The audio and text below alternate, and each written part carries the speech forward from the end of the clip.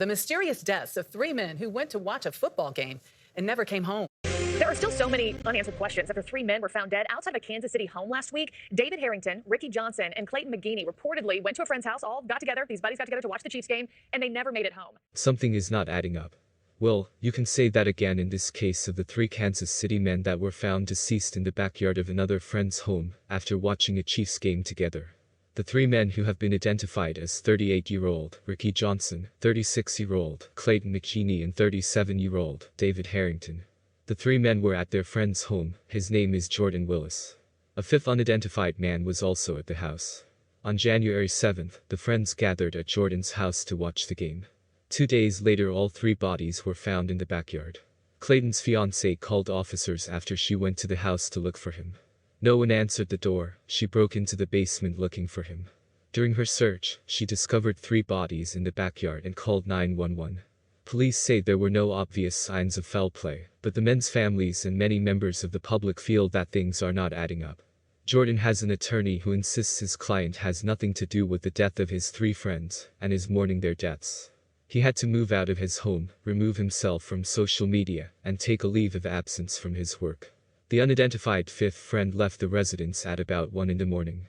Jordan says he went to bed on the couch at around 2 that morning. He said goodbye to his friends and thought they left out the front door. According to Jordan's lawyer, he had no idea his friends were dead in the backyard for nearly 2 days until police knocked on his door. The men's family, as well as hundreds on social media, say something is not right, and they hope the more attention this case gets, they can get closer to the truth. The homeowner, Jordan Willis, hired a lawyer who recently revealed that there was an unidentified 5th man in the house who left earlier, around midnight. This man has now been named and actually contradicts some of the details in Jordan's version of events. Alex Weimer Lee, a friend of the victims, has now been named as the 5th person that joined the party that night. Andrew Talge, Alex Weimer Lee's attorney, says his client was at the party on January 7th, but left at about midnight, and said that when he left the 4 other men at the party were watching Jeopardy! Alex said that it's absolutely not true that he was the last person to see the 3 friends. Alex said when he left the house, all the men were still alive. The day after, Alex texted Jordan, after the victims' families got in touch asking about their loved ones. This contradicts what Jordan's attorney said on multiple occasions. He said that his client only received messages on Facebook Messenger, not text messages or calls. For 2 days, the families of the victims say they visited Jordan's home, called him, and sent him Facebook messages asking where they were. He did not respond.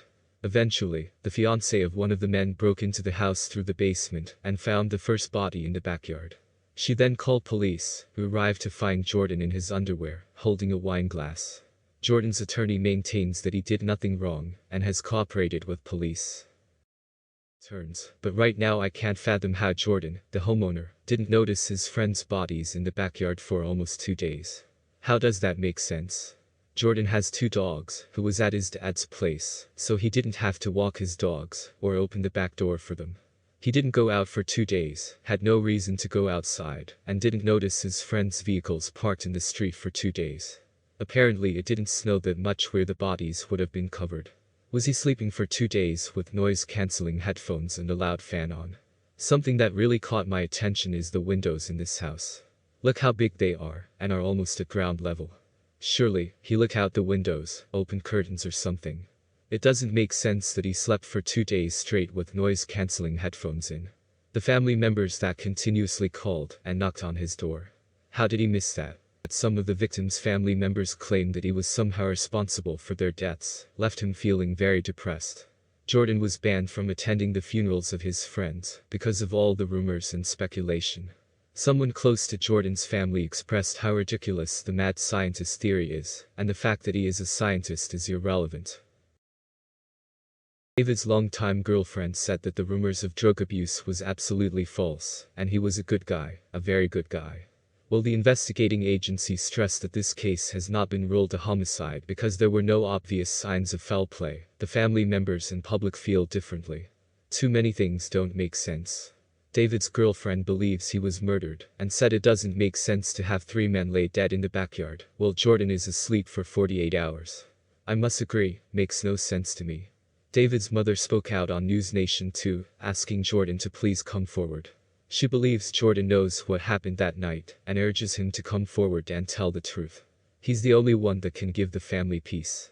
I felt David's mother's pain last night as I watched her interview. 3 families have been left shattered, and I do hope the truth of what happened to these 3 men comes to light soon.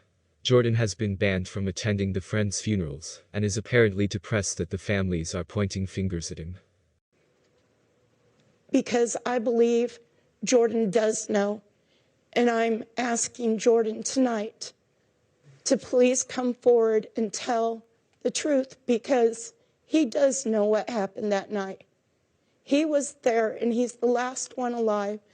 He's the only one that can tell us and give all of our families some peace. And I know he might be scared.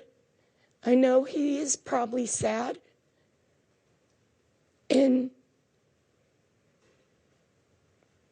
But he has to know. I'm sorry. He has to know that. It's understandable. Lori Cruz, 17-year relationship with David Harrington, one of the deceased. She's the mother of several of his kids. Lori, thank you very much for joining us. I'm very sorry for your loss. Thank you. What do you want people to know about what is so heavy on your heart? David wasn't a drug addict like they're talking about. He was a good guy, very good guy. He went to church with us. He coached my son's baseball team. It's the mystery is out there and everybody's talking, and I can't rest because my phone's blowing up about, did you hear this or did you hear that, about social media with all these links, and it's not, those are not true, and it's rude, it's hurtful. It's not who David was. David didn't do stuff like that. He got caught in the wrong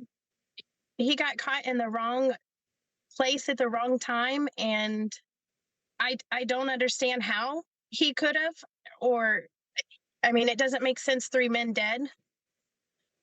But I get to look at all the crap that's not true about him, and it hurts because that's not him. It's easy for me to say, don't look at it, but I know it's suffocating. And I know that you have to balance what you're being exposed to with what you tell the kids and how you deal with the loss. And frankly, right now, while we don't know a lot of things, to me, that matters more. How are you handling that? How are you handling knowing that whatever the explanation is, your guy's not coming home, and that you're going to have to explain to the kids? How are you handling that? So I'm pretty open with my kids, and I've told them, and they obviously see on TikTok and such. TikTok's terrible. People are laughing about it, and well, they're laughing because they don't know the people, and my kids see that. So I've been open with them, and we're dealing with it, and we're learning from it. I don't know what's going to come up. I don't know if Jordan gave them something like they're talking about. I don't know if Jordan did give them something, but whatever comes up in it, David did not intentionally do that. David was murdered. Whether it's a drug or it has to be for 3 men to be dead. It doesn't make any sense. It does not make any sense to have 3 men dead laying in the yard and him asleep for 48 hours.